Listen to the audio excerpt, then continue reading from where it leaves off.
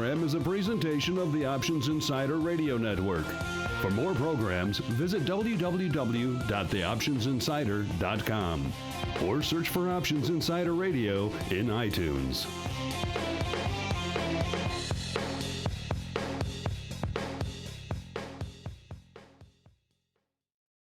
This is the Options Industry Council's Wide World of Options. Before we start today's show, investors should know that options involve risk and are not suitable for all investors. You should not enter into an options transaction until you have read and understood the risk disclosure document, characteristics and risks of standardized options. This brochure is available by visiting www.optionseducation.org or by calling 1-888-OPTIONS. OIC makes no recommendation with respect to any financial firm. OIC does not make any warranty as to the accuracy, usefulness, timeliness, or the continued availability or existence of information created or maintained by others. Multiple leg strategies involve multiple commission charges. Opinions and strategies expressed by others are not necessarily those of OIC, nor does OIC endorse, warrant, or guarantee products, services, or information described or offered by such firms. Commissions, fees, margins, interest, and taxes have not been included in any of the examples used in this show. These costs impact the outcome of all stock and options transactions. Consult your tax advisor about any potential consequences. None of the information presented in this show should be construed as a recommendation to buy or sell a security or to provide investment advice. Welcome to the Options Industry Council's Wide World of Options. OIC was created in 1992 to educate investors and their financial advisors about the benefits and risks of exchange-traded equity options. OIC offers a variety of resources to those interested in learning more about options, including live seminars, webcasts, and podcasts. Check out www.optionseducation.org for more information. Now here's your host, OIC's Director of Retail Education, Joe Burgoyne.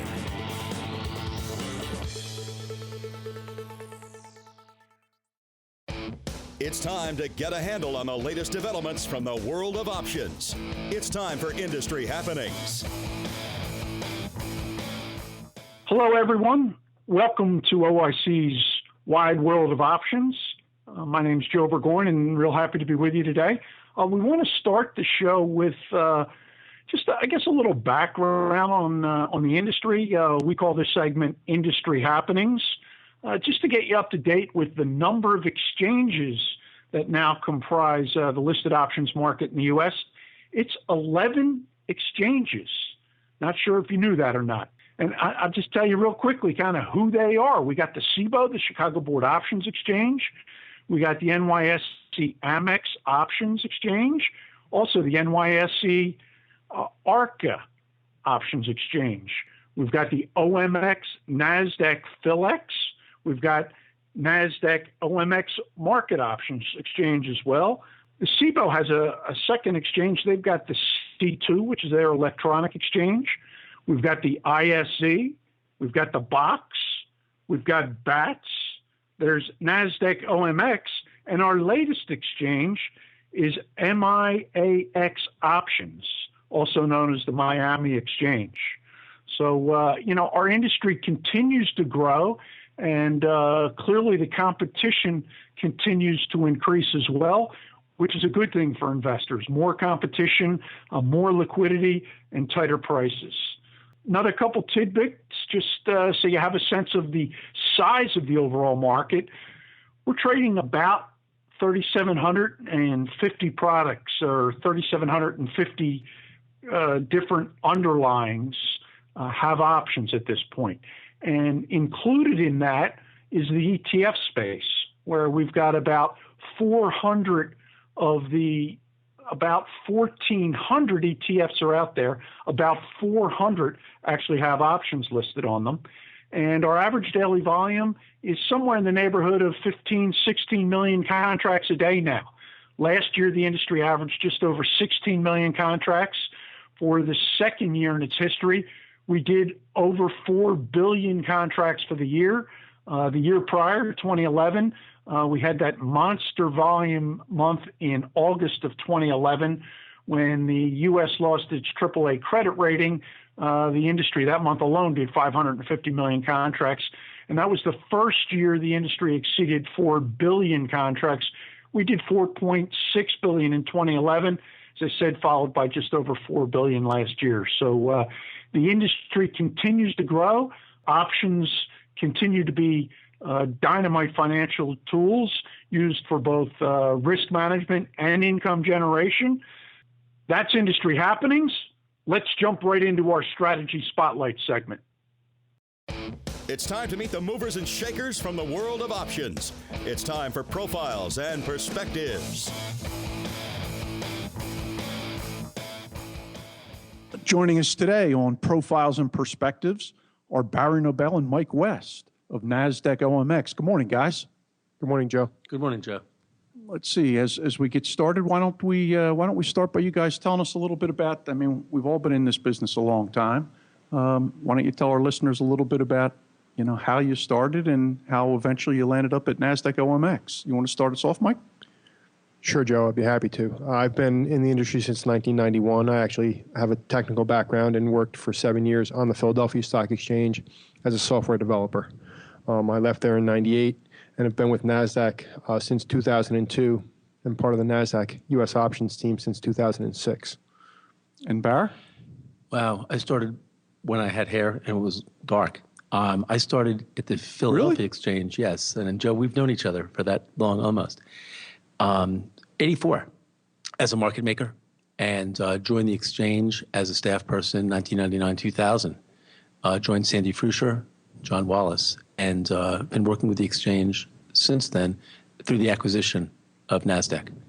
And now work with Mike, part of the team that we work with, Tom Whitman. Tell us a little bit about what you guys do at NASDAQ, the team you work with. So our NASDAQ U.S. derivatives team, our primary focus is on bringing technical innovations to market. I spend a lot of time coordinating between our technology, our legal, our marketing, and our regulatory staffs just to launch projects and some product work, and that's pretty much a full-time job. I'll bet it is. Barry? There's a group of us. There's a group of 8 people that work with Tom Whitman and support Tom in running the 3 exchanges and also the NASDAQ Futures Exchange. So it's 4. Yeah. And what we do is each person, as Mike just explained, has a special skill set. Mike is really great at project management, making sure that the technology is coordinated with the legal team and the rules represent what is being built in technology, as well as the business group. Making sure that the business group sees and perceives as going to be opportunistic into the future for both ourselves and our customers, and most importantly is the investor, the individual investor, that is being met and it's coordinated. So we work together very cohesively as a team, being sure that this is coordinated and we're looking forward and always looking forward. Well, I want to get into, some of the initiatives that benefit investors. But before we do that, how about if we, take a little bit of a step back and walk us through maybe a little bit of the history of NASDAQ. I think we all respect the history of this industry. Here we are celebrating our 40th year. NASDAQ, full of rich history. How about if we walk through some of the milestones? How far back do you want to go, Joe? Well, we started in 71, isn't that right? In the option side? Yes. I'm not sure the exact date. Okay. I thought it may have been 74. I'm not sure. All right. Mike, you were shaking your head. I was going to go back to 1790. Well, there we go. Let's do that for a listen. Why not? Let's give it a quickie. That's how I'd like it. Yeah, so we feel compelled to start with the Philadelphia Stock Exchange being the first U.S. securities exchange, and NASDAQ proudly having acquired them 5 years ago. So we have, a nod to the past and a nod to the present. So we'll go back to 1790, and in 71 at NASDAQ, because we're newer to options, when you talk about 1971, we would think of that as when we invented electronic trading. Mm-hmm. And we launched an options market in 2008 and acquired PHLX the same year. We launched the NASDAQ OMX BX options exchange last year. And at this point, NASDAQ owns and operates 23 markets, 3 clearinghouses, and 5 depositories worldwide. That is one big engine. As Mike said, we have a rich history, started in 1790, predating the New York Stock Exchange by 2 years. I think that what we do and what we do at NASDAQ and NASDAQ options is we're always looking forward. It's wonderful to look back, but we're looking forward to see where we're going to be and where the investing industry is going to be in 18 months or 5 years, and hopefully, a few years out past that, but it's changing so quickly, it's difficult. It certainly is. It's dynamic as can be, as fast moving as any industry in the world, and I think investors benefit all the while. You mentioned, your various option exchanges. Talk a little bit about them and how investors do benefit, with the advent of these various exchanges. Oh, it's almost impossible to explain, in just a very limited amount of time. Well, we've got an hour. Okay, so I don't know if the listeners. Sorry, listeners. We can get into specifics, but we have the original, the Philadelphia, the exchange, yes, or known as PHLX, yep, which is a classic exchange, classic options exchange, and we have proprietary products, and that's what separates us. Mike and his team developed the NASDAQ options market, and to their credit, they really came up with what was a revolutionary idea in options trading at the time of using NASDAQ technology. And together, again, Mike, being the project coordinator and the group, came up with BX Exchange, and which is the old Boston license. And it also is a unique exchange. And maybe, Mike, you want to talk a little bit about what differentiates them? And so one of the big differentiators, especially, to Joe's question, from the customer standpoint, is the economics are going to be different on each exchange depending on whether you're a customer that's adding liquidity or taking liquidity. Our PHLX market is one where customers always trade first. As a traditional market, the customers trade before the professionals. On our other two markets, we trade in a price-time fashion more often than not, where the first person at the price or the first participant at the price is going to trade first at that price. And we find that those differing motivations cater to different people at different times. And some people, depending on the time, they can be motivated to use one or the other of the two models. Right. Okay.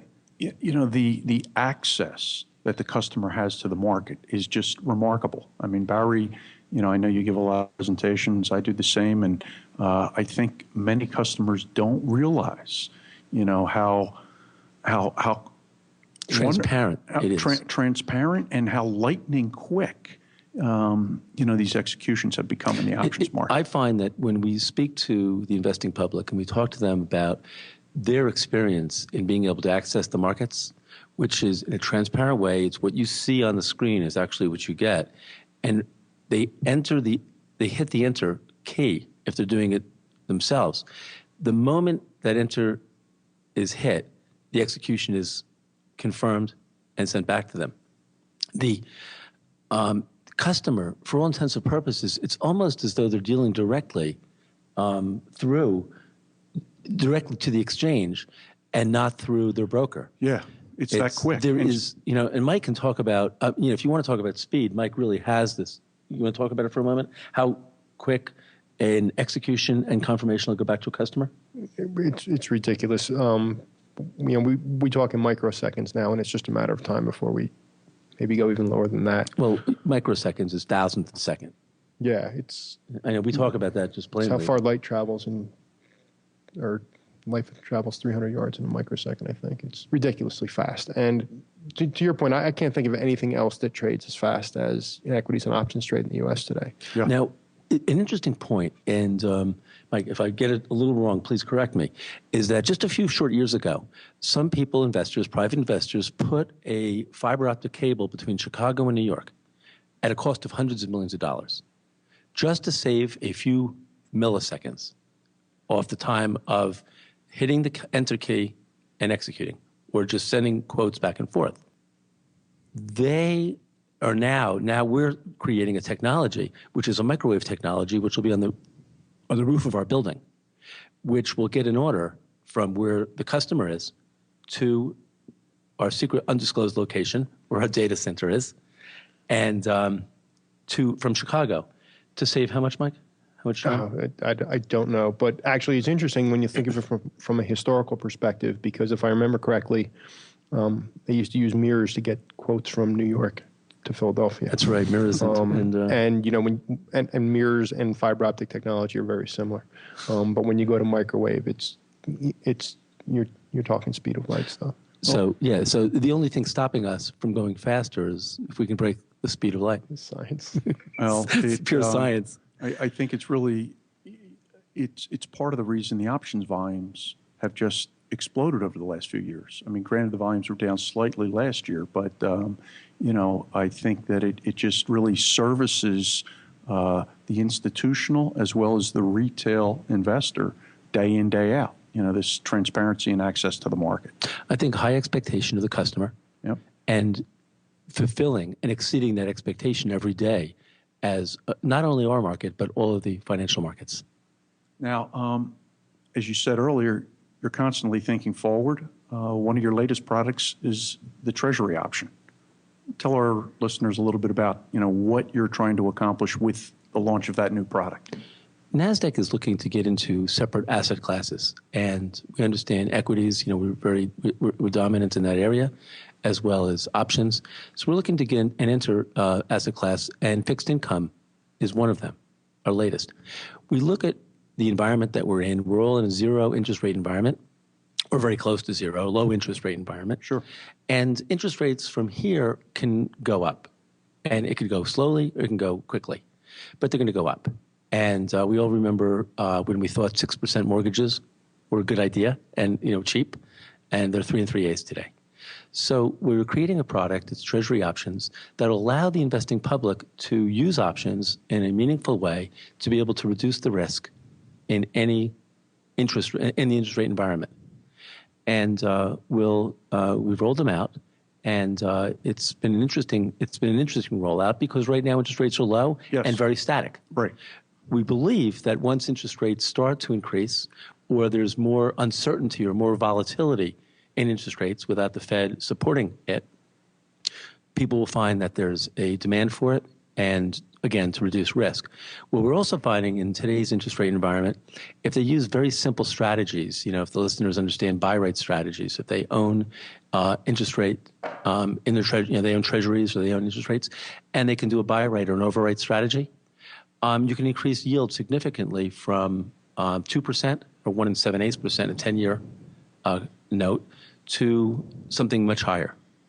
Just by using the override strategy. And so with this product, your primary customer is who?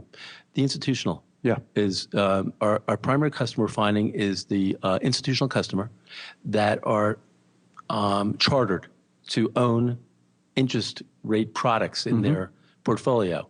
Pension funds, endowments, some family offices. Right. And they want a portion of their portfolio in fixed income. And this is allowing them to be able to both hedge it and override it, or hedging it that way as well. And as you said, I mean, the markets on the interest rate side are static at this point, but has the response been pretty good? This response has been with a lot of interest. Yeah. And building awareness of the product and looking for an opportunity when they see there may be interest rate risk when the Fed is not supporting the market. Right. I'm sorry.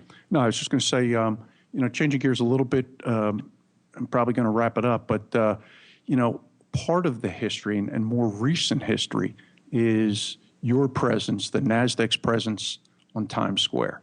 Oh, yes. I mean, and now the happening of the bell ringing, in the morning and afternoon. I've been lucky enough to be part of that twice, and it really gives you goosebumps. How did that come about? How did you, become such an important part of, Times Square, New York, and Americana? So it's a good, enthusiastic question, Joe. We've operated our market site on Times Square since 1999, and it really is a iconic symbol of NASDAQ. We have a small group that work there, our market intelligence desk, which is for our listed companies, if they want to know how their stock's doing or why their stock is trading a certain way. We have staff there that supports that. And also, we do a lot of TV broadcasting out of the studio on Times Square. We use it really as a showcase for our listed companies, whether it's for an IPO or a significant event in a company's history, or an anniversary event, they'll come up. We also take the opportunity to share it with charities. We've had some charities open and close the market. And I got to tell you, it's one of those things that because we experience it every day, or we can experience it every day, we overlook it a lot. There are CEOs cry when they open the market. They say, this is what I've lived for. I've had the opportunity to do some market openings with folks who support NASDAQ in different ways, and they'll say, this is the best professional day of my life. Yeah. They'll say, this is the best professional day of my life. And again, for me, it's another day of work, but it's a great, and it's a real good, feel-good place. We do a couple things throughout the year. One is Clifford the Big Red Dog opens the market for Scholastic Publishing on Valentine's Day. And the Friday before Mother's Day, the CEO of 1-800-Flowers opens the market. And the day I had my mom come up to a market open, she couldn't have been happier and she couldn't have been prouder, which made me feel pretty good. Well, I'll tell you, I'm sitting here. I got goosebumps because, as I said, I've been fortunate enough to be part of that twice, and it's a remarkable thrill. Barry, I mean, I know you've had a lot to do with this as well. I love things I love the most is that when we do charitable or not-for-profits, and we do market openings for them, because you can see that it is really a special day for them. And if it's money, it's raising money for any of the charities. But for your listeners, I'm going to give you the inside story. Something that's happening in restaurants today. Now we're talking. You can always ask. Something that's happening in restaurants is do you have anything on the menu? Do you have anything that's not on the menu? So it's called the insider's menu, and there's something always there. So the insider's menu is this for the listeners. Go to NASDAQ.com website. Look at the website and see where you can find the ability to view the market open or the market close. It's on there. And you can apply, and you can send an email, and you can come to New York, and you can watch the market open and the market close. That is inside big time, listeners. Now, Bar, that's good stuff. Do me a favor. Say that one more time. If our listeners are running down the street, they're exercising or listening to the program, and they miss that one more time. Joe, it's like trading. If you miss the trade the first time, I will do that to you. NASDAQ and NASDAQ.com. Okay. And there is a place on the website. I don't know exactly where it is. Right. But I know they can get in touch with you, and they can get in touch with me through you, and we'll help them out. Well, that's great. Guys, it's been a pleasure. Is there anything else you want to add before we wrap it up? No, really appreciate the time and, time to talk to you this morning. And it's always nice getting to do this with Mike. Well, thanks, Joe. Mike West, Barry Nobel, thanks very much. It's time to break down the latest option strategies. It's time for Strategy Spotlight.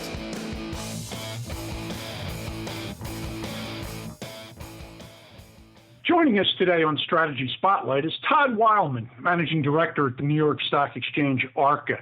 Todd, thanks very much for joining us today. My pleasure, Joe. My pleasure. Now, you've been in this game, in this business for quite some time, Todd. Tell us a little bit about yourself. 18 years, Joe. I've been in the industry 18 years.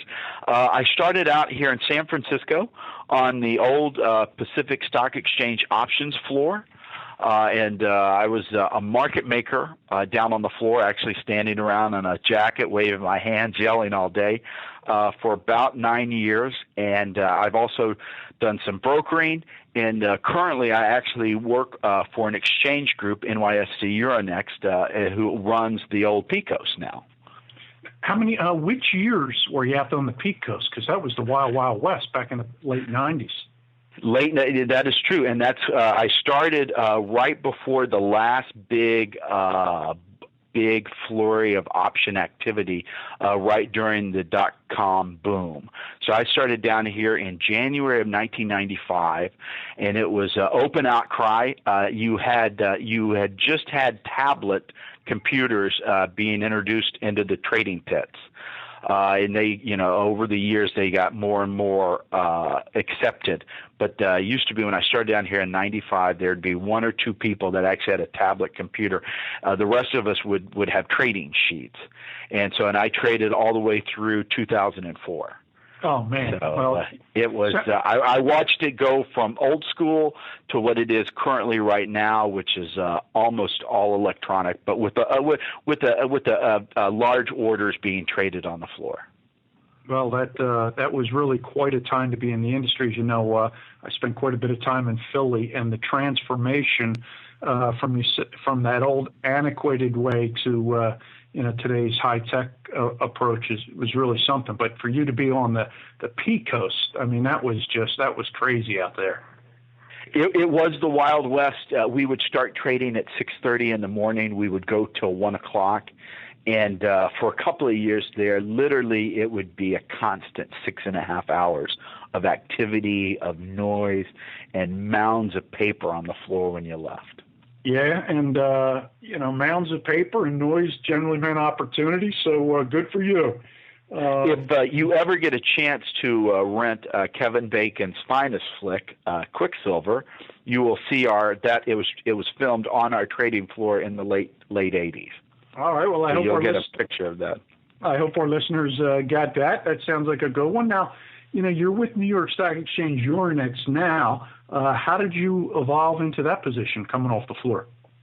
Well, as a market maker, my job was replaced by a computer. And so I'm one of those lucky people that technology has moved me out of a job, which is okay. I was as a market maker, and then I was a broker, and then the opportunity came along with NYSE Euronext when they bought Archipelago, which owned our options floor out here. And so currently, New York Stock Exchange, we run 2 of the 4 actual physical option trading floors in the United States. So we have the old Amex that we call NYSE Amex options, and then we have the old PCOS, which we call NYSE ARCA options. ARCA options still has a trading floor here in San Francisco. We also have an electronic environment, and then Amex has a trading floor at 11 Wall Street. And how big of a team does NYSE Euronext have out there on the PCOS? We have almost 100 people out here. So, wow. And we have about 50 to 100 people on our trading floor. But we do multiple stuff out here. We have some programmers. We have some risk control people. We have some developers. We have a trading desk out here. Fantastic. Well, I appreciate you taking the time today to join us. Always good to talk about the old days, but let's get into our strategy spotlight segment today, which was really the reason for you joining us. Now, you chose to talk about the collar strategy. Why did you decide to pick the collar strategy out of all the option strategies that are out there, Todd? I think this strategy could be of use to all investors, whether they are small retail investors or large retail investors. The wonderful thing about this strategy is that it protects capital. It protects you in a down market, and yet this strategy doesn't cost a whole lot of money, or it might not even cost any premium to actually put on. It's sort of a cost-effective strategy to protect yourself. Before we go further, why don't you, clearly define for our listeners who aren't aware of what a collar is, exactly what is a collar? That's a great idea. So and I would love to, Joe. This strategy works. So to start off with, you will own an equity stock position if you're going to put on this strategy, or you're going to enter into an equity position, stock ownership position, as you put on this position. So a collar goes along with a stock position. And can that be, I'm sorry to interrupt, but can that be also an ETF or an index? Yes. Thank you for saying that, Joe. It can be used also for an index or an ETF or an exchange-traded note. Okay. And so you are long a position in an equity, ETF, index. And what you will do is you will buy a downside put. You will buy a put trading below where the stock is trading, or the ETF is trading, and you will sell a call above where the stock or ETF is trading. So you will be paying out money for a put, which is downside insurance, which protects your current position in the stock, and you will sell a call, an upside call, for that premium that you will then use to pay for the downside put.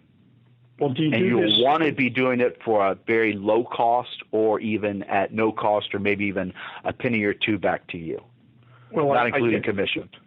All right.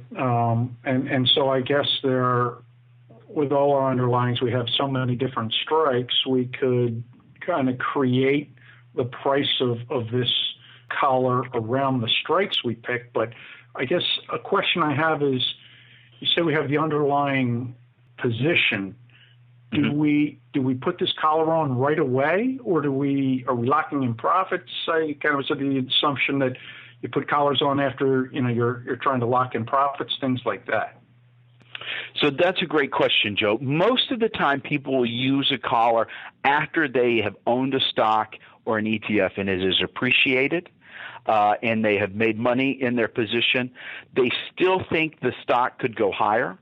Could still be appreciating, but now they are slightly worried about the downside, and they want to protect some of their profits that they've already made in this stock. Okay, good. Or let's say that a market has gone from bullish, now you have a bearish, you see the market feeling bearish, or you see higher volatility in your stock, either in the stock or higher implied volatility in the options on the stock that you currently own or the ETF, you might want to put on this strategy, use this strategy also to protect and lock in some gains. Let me ask you this, because I don't want to have all the questions be softball questions. Why would somebody put on a collar rather than just liquidating their position? Well, that's a great question also. Why not just liquidate the position? It can still keep you in the market for upside gains, appreciation on your current stock position. One. Two, you might not want to be exiting out of that stock for consequences for whatever other reasons, but that you still want to be currently owning the stock. Okay, and in terms of those additional upside profits, I mean, you said we do sell a call and buy the downside put. So the additional profits would be up to that strike plus whatever premium you may have taken in for the call, less the debit you paid for the put. Is that where we are with regards to additional profits? Yes, that is what we're talking about. So, that upside call that you have sold, obviously you have put a ceiling on the profits that you can receive from that actual stock position, because that call gives the buyer of the call that you sold it to the right to call away your stock at that strike price within that expiration. And so whatever strike that you pick for the call, realize, and this is an important thing when setting up this strategy in the real world, realize that's the price that you could be called away, your stock could be called away from you at. And so the most important thing on selling that upside call is make sure you're selling make sure the call that you're selling is at a strike, i.e. where they can call the price of the stock away from you that you're comfortable with. Okay, and then getting back to the overall price that you have to pay or even potentially collect for a collar. Walk me through maybe a couple examples or an example where, maybe we're doing these things for even money, a debit or credit, and what goes into the strike price selection. You just said basically the level where on the call side where you're willing to sell the underlying, but what else? Is it strictly picking a strike around that, either debit or credit that you want to create the collar for, or are there other factors? So no, that's great. So let's talk about let's use the Options Industry Council's favorite stock, XYZ. Yes, and for our listeners, that does not exist out there, so don't try to punch that up on your Quotron. Oh, Quotron. Now, that's an old word that you don't hear much anymore, right, Joe? Quotron. That is the truth. But did you hear the rumor about the takeover in XYZ? No, I did not. Okay, well, let's proceed anyway. Oh, Joe. Okay, so you have let's say XYZ stock, and the stock is trading around $30. So so we'll just say $30. So if you went into the end of the options market, let's pick 73 days till expiration. So that's 73 days. So that's a couple of months out, 3 months out. The put market on this $30 stock, you would be looking for the downside put. And so this depends. This strategy really depends on where the market is actually trading, whether it's a good idea to put this on or not. So how much it's actually going to cost you to put it on. So not always does the markets line up when you need them to. So, we're going up 73 days on this example.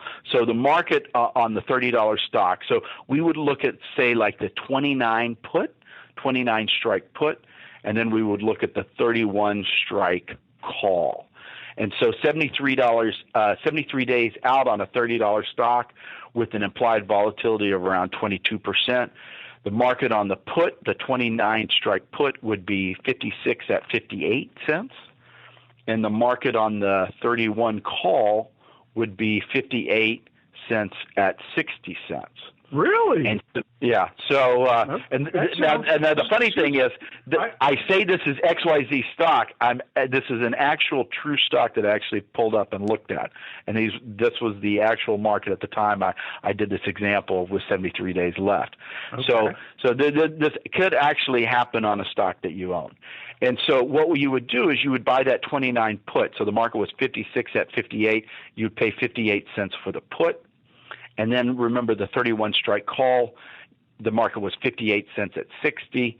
That would you would be selling that call at 58 cents on the bid, and so it would be no cost other than the commissions for the trade. Okay. Now let's say you use another higher dollar stock. So it's not always works. Let's say there's another stock trading around $250. Okay. Okay, and we're going to call this stock RS. What was the other? Call this XYZ1. XYZZ. So $250 on the stock, and so on this one we would either look and see if they have $5 strikes or $10 strikes, and on the 250 we would want to buy the put down, say the 240 strike put. So that gives you the right to put your stock at 240, and you would be looking to sell the 260 level strike call, and that gives somebody the right to call away your stock at $260, with the stock trading at 250. And let's say you bought the stock a couple of months before, six months before, at $200. So you have a nice 25% profit on the stock. It's gone from 200 to 250. You don't actually want to sell the stock. You think, hey, I think this stock can go higher, but the market looks a little interesting here, so I want a little protection over the next couple of months, right? So this is 73 days till expiration.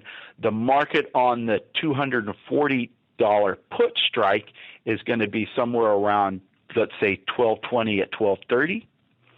And on the 260 level call, the market would be $11.90 at $12. And so to put this collar on, you would pay $12.30 for the put, the 240 level put, and then you would sell the 260 level call for $11.90, and it would be out of pocket 40 cents plus commissions. Okay. And that would give you protection over 73 days.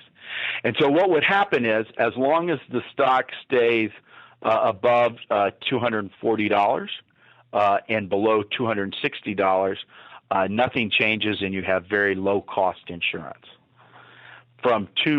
If the stock falls below 240, your put, you would probably want to exercise your put and put your stock to somebody at 240, locking in $40 of gain. Or if the stock goes above 260, realize that you're probably going to lose your stock at 260. It's going to be called away, and that's where your profit is. Okay, great example. Really well said. And I think that second example on the more expensive underlying is a little more typical, when we're talking about a debit, for the call and the put that are so close to being at the money because of your typical call put skew in the marketplace.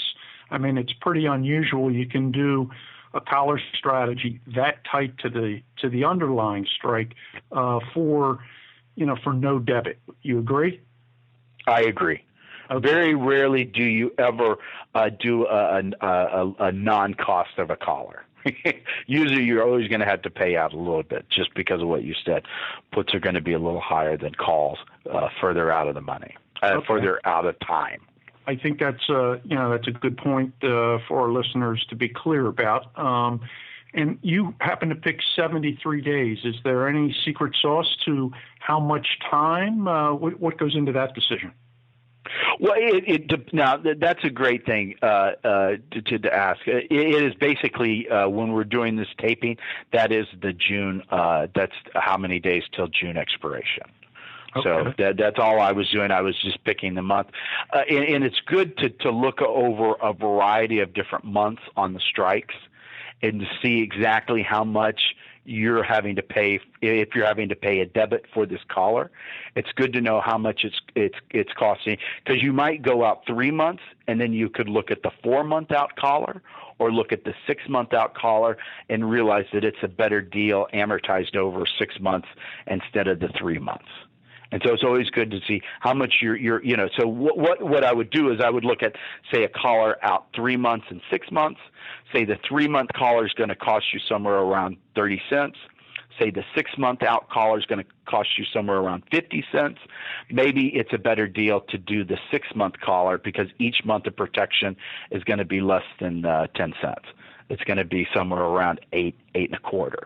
While a 3-month collar for 30 cents, that protection is going to cost you 10 cents a month.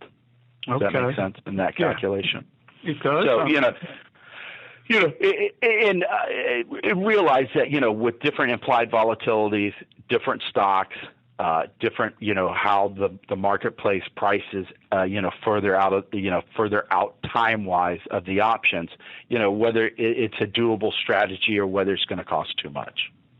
So you mentioned implied volatility. I mean, we've got that call put parity thing here in the options market. So I guess whether the implieds are high or low, it's not really going to impact that collar cost too much outside of your typical, call and put skew. Is that fair to say also? Yeah, exactly. Because the beautiful thing about this is the strategy is that you're both going long an option and you're going short an option that are going to have implied volatilities that are really close to each other. And so on one, you're going to be getting long volatility, and on the other, you're going to be selling volatility. And so that's going to somewhat mitigate your volatility exposure. That's one of the nice things about a collar strategy. You're not going to be paying a whole lot of premium for the volatility. Basically, you're only paying for the time. Now, in the more expensive example, you did talk about, you walked us through expiration and where you might put the stock at 240 or be called away at 260.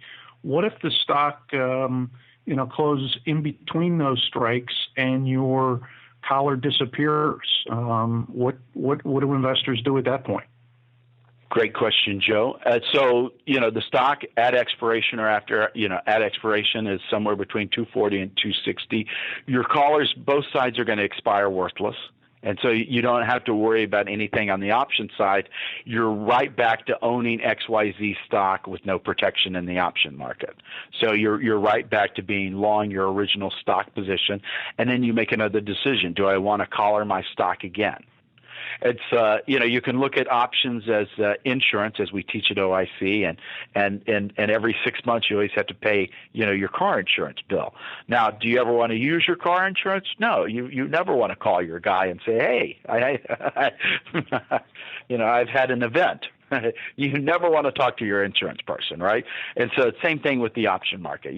If the options both expire worthless, that's exactly one of the outcomes that you actually wanted. Your stock's in the same place.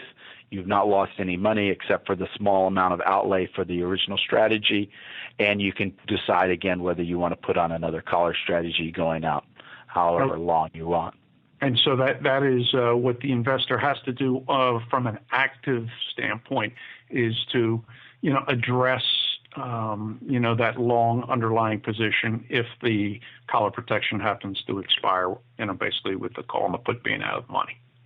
Yes. Okay. Anything else, Todd? I mean, I think you did talk about not so much on a percentage basis, but how investors can figure out through the use of a collar the type of return they'll have on their underlying.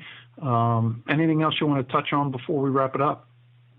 Right. I'll give you the quick profit potential calculation. Your profit potential is going to equal the call strike of the upside call minus the stock purchase price minus the put premium plus whatever you received on the call premium. And that's going to be your profit potential. If you all want to write that down and then, of course, the important thing to realize is in our example that we used the put that was right below where the stock was trading, and we used a call that was directly above where the stock was trading, the next strike up. Realize that when you're putting on a collar strategy, you can pick whichever combination of strikes you wanted. Some people like to put on a collar when they actually enter into a stock trade, and they'll put on the collar position at the same time.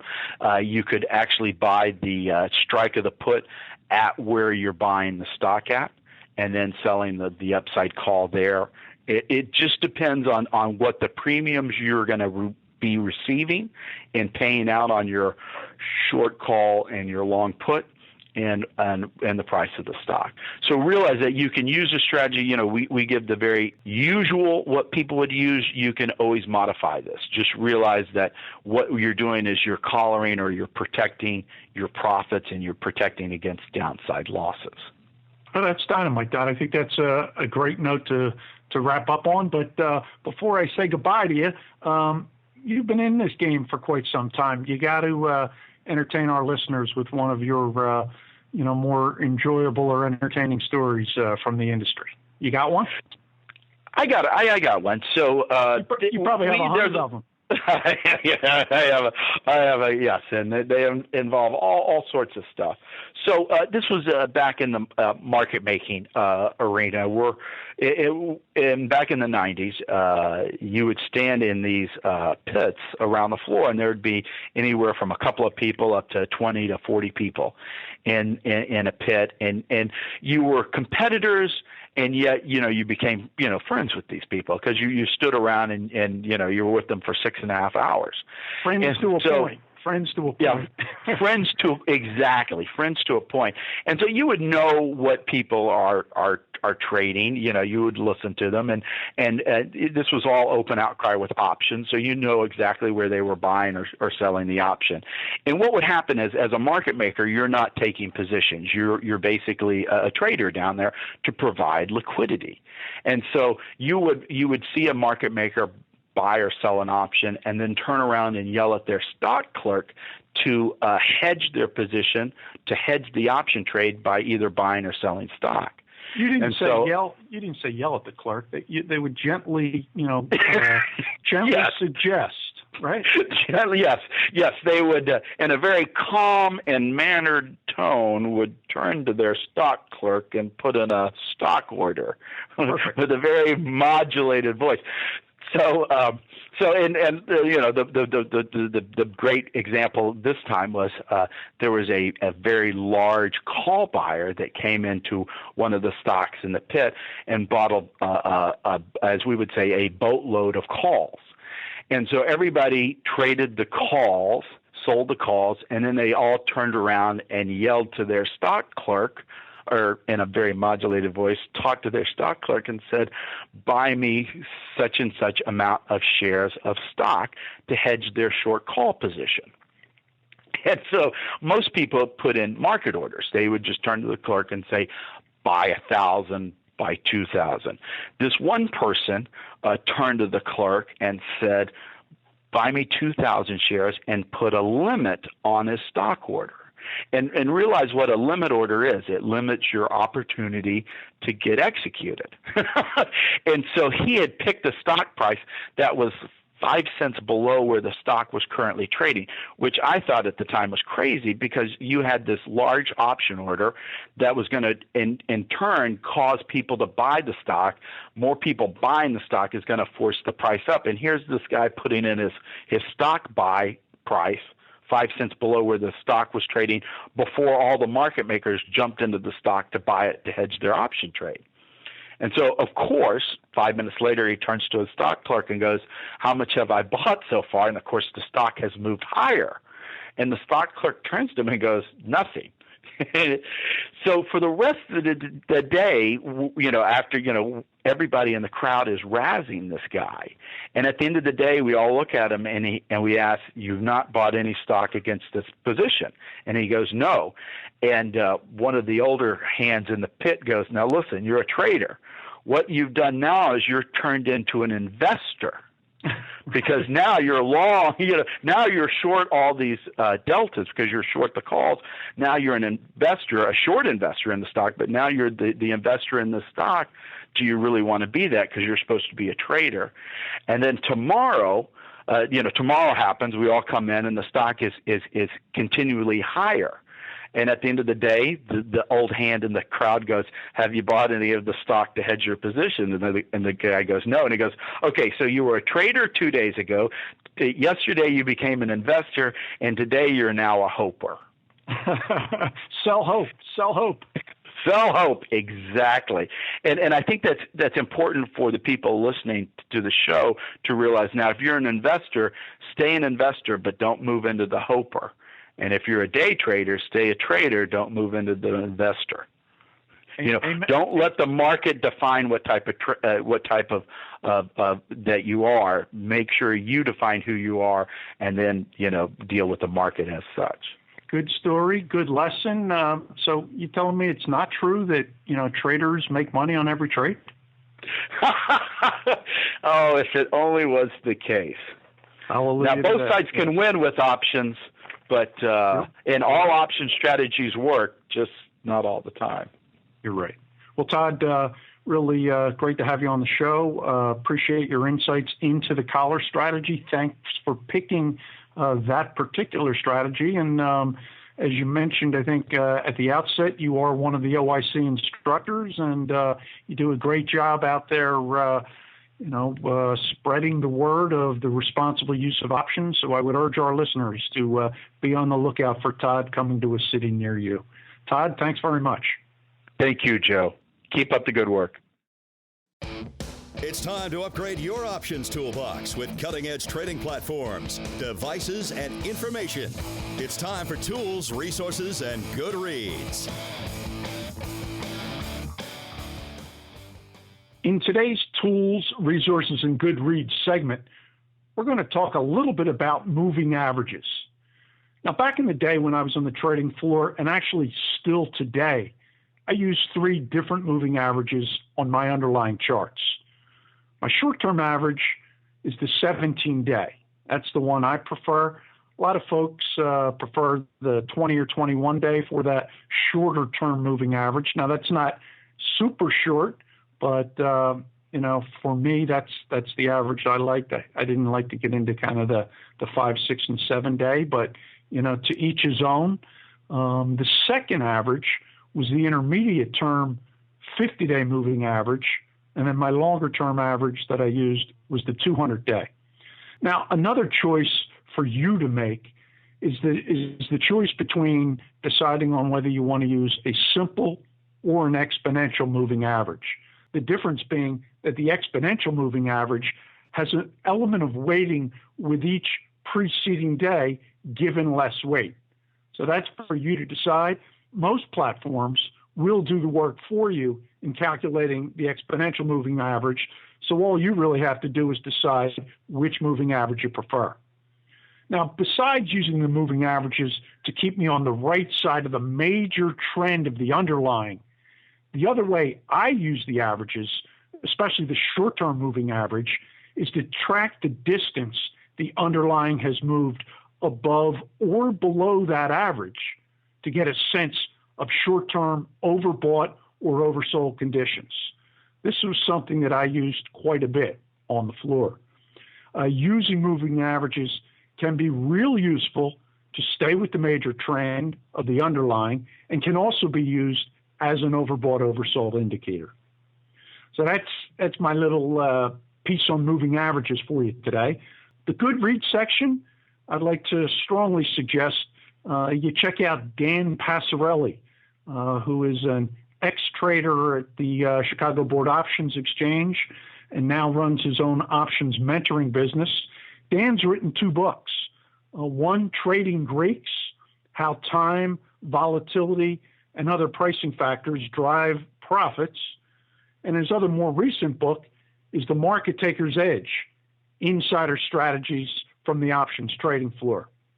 Google Dan Passarelli and consider taking a look at his 2 excellent books. That's it for tools, resources, and good reads. Let's wrap up today's show by looking back. It's time for a nostalgia break. It's time to take a look back.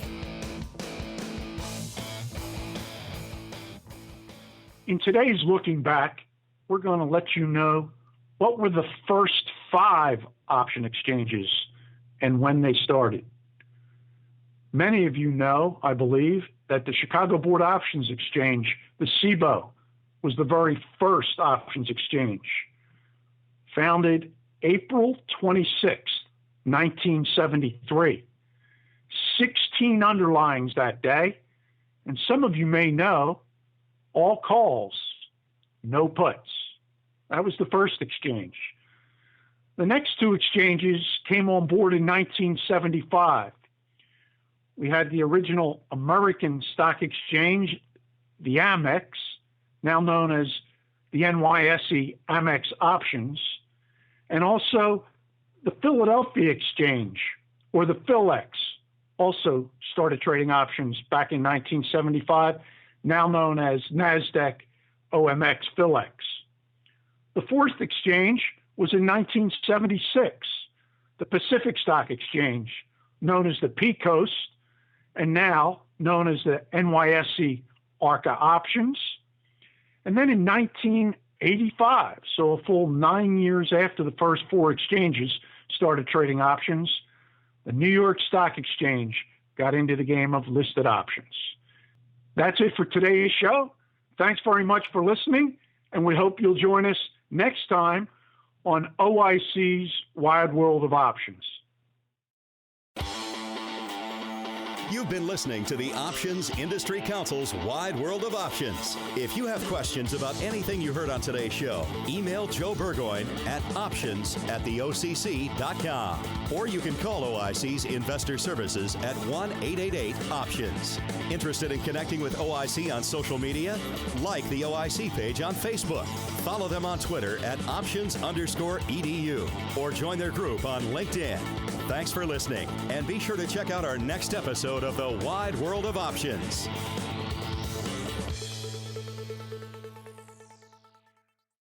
The preceding program was a presentation of the Options Insider Radio Network. For more programs, visit www.theoptionsinsider.com/radio or search for Options Insider Radio in iTunes.